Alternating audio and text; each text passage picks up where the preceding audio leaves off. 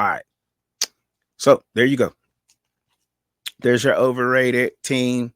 It's up there on the screen. Floor is yours. I mean, Utah favorite to win the Pac-12. I'm at the Big 12, and I just think that they they've been a consistent program. Not to take anything away from them, obviously they've been a consistent program. They've during their time in the Big Pac-12, they've beaten the USC's, the Oregons, the teams that are considered to be at the top. But I just do not feel like they should be favored to win the Big 12 this particular year. I don't think they should be. Moving over to the Big 12, there's a different, kind of style of offense, a little bit more wide open, not so much condensed kind of things that, maybe they've seen in the Pac 12 because the Pac 12 to me is kind of a mixed bag. Like Utah is a physical team, no doubt about it. They're a physical team. But I do think that, kind of going over to the Big 12, and again, like I said, they favored it to win. I'm like, okay, how they favored it over Oklahoma State? How they the favorite over like Kansas? You know what I mean? Because it's going to take some adjustment. Uh, don't know. I mean, they got their quarterback returning, but it is what it is.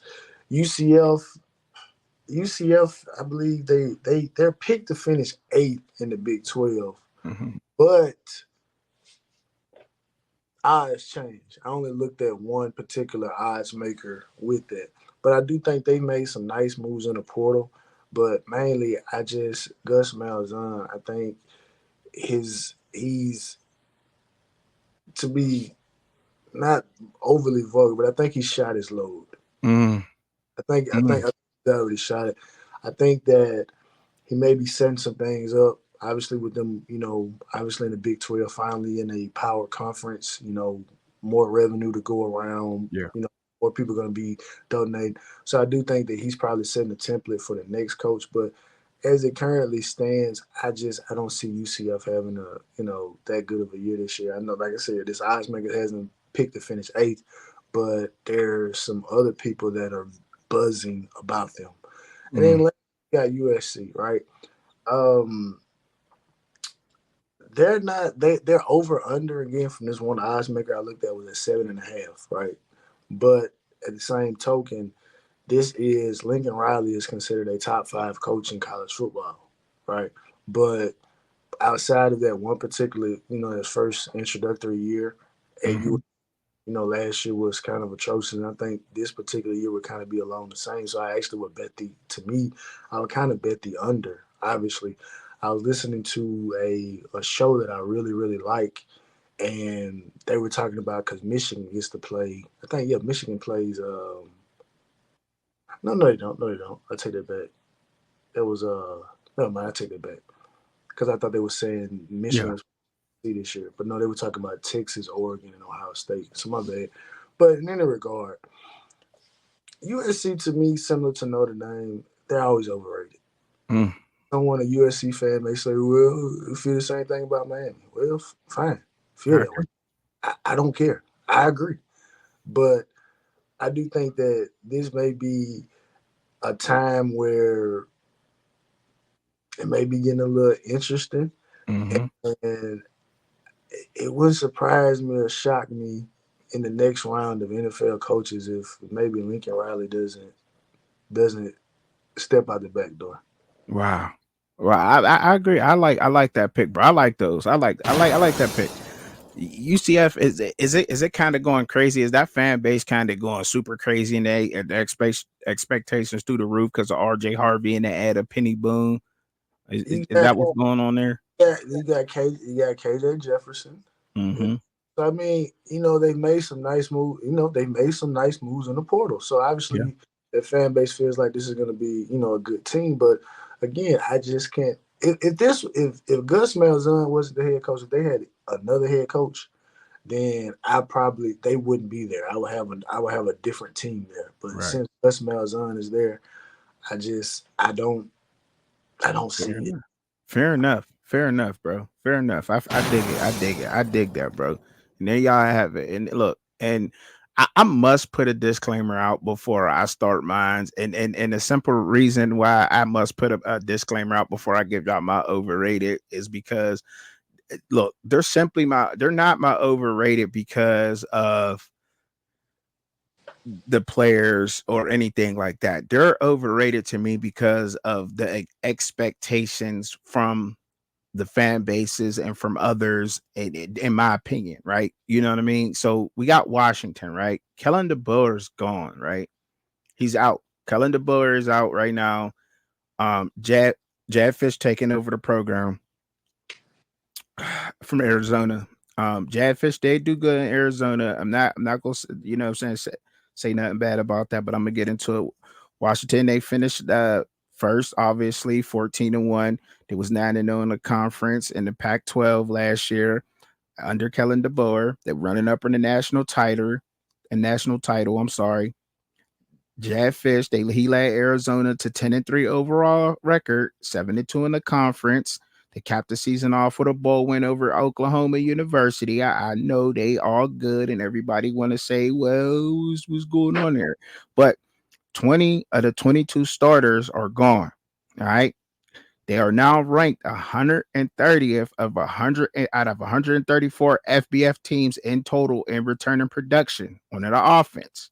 Only like 19%, roughly somewhere around there. You can go up a little bit, down a little bit, but pretty much Washington is on the back end of returning production after the spring. And this is something that I've picked up from you and I learned from you. So shout out to you, bro. And look, that matters in college football, whether you want to, admit that or not. Return to production matters. In some cases, and especially when you got a decent head coach. But look, they don't expect Washington to come out and just run the Big Ten. That's there. It's gonna be a tough out up there on A the very Big Ten West. And like I said, I put the disclaimer out before I started. It's just the expectations of what these teams are supposed to do this year. That's it. That's all I'm saying. And that's it. All right. So, but I'm gonna move on to Missouri. Missouri. All right. I already put the disclaimer up, so I'm not going to keep repeating the same disclaimer out. But with Missouri, they are on my list. Like I said, just none other just because of that. I can't pronounce the last name of that coach. What is it? Help me out here, bro. Drinkwitz. Is that how you pronounce it? Eli oh, Drinkwitz. you talking about I think yeah, Eli Drinkowitz, yeah. Okay, Drinkowitz. All right. Okay. So, like I said, they are on there because of the expectations. But however, the SEC is going to be so competitive this season in particular to me. And I said this earlier, we both said it earlier. I think a 2-win team can still win the SEC. The SEC is going to be so competitive and spread out a little bit to me. You got just off top of my head right now, you got Missouri, Ole Miss. Don't sleep on Oklahoma out there. Please don't do that because them Sooners will get you up. All right. Kentucky gonna be bringing it. I think so. Georgia, Bama, did I mention Texas A&M may upset you? You know what I'm saying? Let's not sleep on them. Let's not, So Florida might be one of them teams that you don't want to sleep on in the SEC. So what I'm saying in closing here on Missouri, because I really don't have any too much bad to say about them, is just that the expectations for them are just through the roof, man. Period. And a 2-win team can still win the SEC, but look, they just overrated right now. Don't say they're going to win just because they got Ohio State, depleted Ohio State in the bowl game. All right. Now, Louisville. Now, I seen that you put Louisville was interesting, South Coast King, and shout out to you. I put Louisville, like I said, Louisville being up there, man. Look, Louisville is just another one of those teams, like I said, grabbing the running back from Ohio. Yeah, everybody's just like, oh, they're going to run the ACC. The ACC is getting totally disrespected by a lot of people. And this is true. I just came from the barbershop earlier, just a couple hours ago, and the barbers was talking about the ACC trash. What you think about that, Chubbs? They call me Chubbs. Everybody out here call me trucking, but I had to put the wow on the end to be unique, so nobody had the name. But that's what they call me, Chubbs. Hey, yo, what you thinking, Chubbs? I'm like, man, y'all sleep on the ACC. I need to put some respect on their name out here. Facts. Put some respect on them cats' name out there. Don't keep be sleeping on them. Yeah, they got some squads out there, but look, Louisville, I think that the fan base and everybody else out there just is overrating them. That's why I put them up here, and that's all I got to say about them. And all right, so I'm gonna get to getting into some things later on, but that's why they up there. I'm trying to keep it moving on, but they what's their head coach's name over there at Louisville, bro? Help me Uh, out here, Jeff. Jeff How you Brown. pronounce that? Jeff Brown. Okay, yeah, I mean, like, look, they did, and look, they finished what was it, 7-1 in the conference last year, just off top, something like that, 7-1 with They, like I ten mean, and four. they missed out on playing the. They didn't have to play UNC. They didn't have to play Clemson. Right, They played Florida State until the championship game. So, I right. mean, they pretty. Obviously they played us. I They mean, lost to USC in the Holiday Bowl, right? Right, yeah. correct. Yeah, so I mean, They I lost guess to Kentucky. the Missouri thing is kind of interesting to me because, like you say, you're looking at it from based on what their fans. Right, So right, right, are right. there, are their fans? Were their fans expecting a playoff berth? Well, I listened to a couple of different, college football shows, and a lot of people are high on Missouri, like to the point where they're like Missouri, Missouri, Missouri, Missouri, Missouri, and I'm just like, look, okay, look into how the SEC's built. I'm not saying that, and I put the disclaimer out there. It's not. I'm not overrating them because of. I don't think that they're not going to have a successful year. It's just pretty much just saying, look, calm down, take what you're gonna get this year. The SEC is tough. There might be there's 2-win team can win the SEC, but I just I got this feeling about Missouri that's just not good. Even with everybody they got, Luther Burton coming back, the QB, the coach, look, I just don't think it's gonna turn out this way. It's just one of them feelings I got. It's just a truck and chubby intuition I got, bro. No other than that, you know what I mean? Seeing how everybody's hyping this team up to do some damage, and it may not go that way. Because I mean, let's just talk realistic. If you take Luther Burton out of the equation off that offense, then what does that offense look like? Because Cody Schrader ain't there running the ball no more.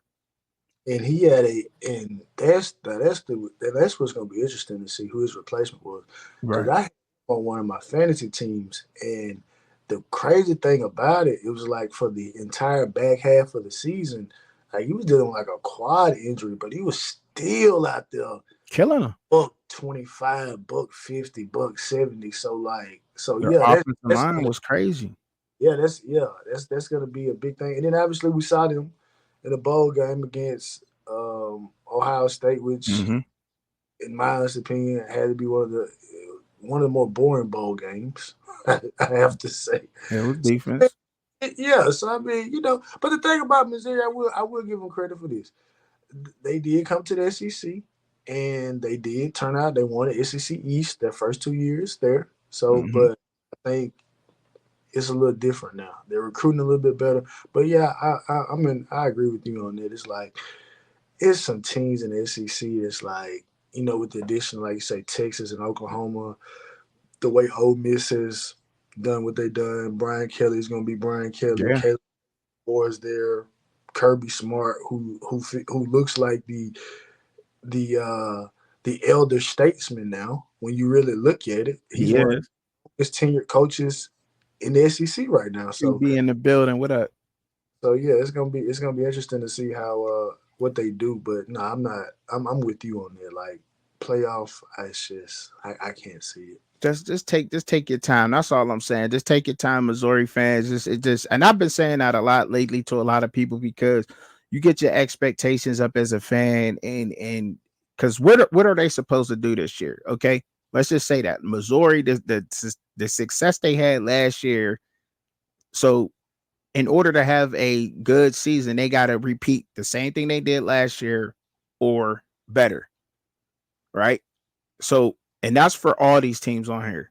And that's what I said. It's not because of It's just the expectations of my overrated teams. They can get, you know what I mean? Or they going to, so Washington fans and everybody talking about Washington and Jad Fish and what Jad Fish can do, taking over this new program. They're ranked 130th out of 134 returning production on that team with 40%. Like, or they going to do exactly what they did last year, become a runner up in the national title game? Probably not.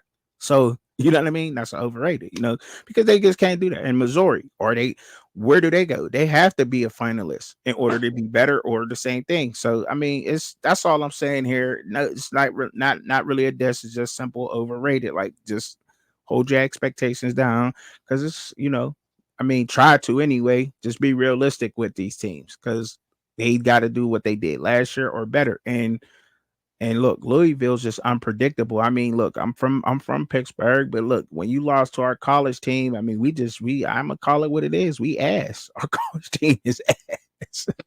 But to lose to us, and shout out to them beat though, but I mean, and they smacked Louisville, like exposed Louisville. What was it, like 30, 38, 21 or something like that? It was the final score. Smack Uh, Louisville. But all yeah, right, man, we're gonna move on, man, so you can give your underrated teams, man, get some excitement going on up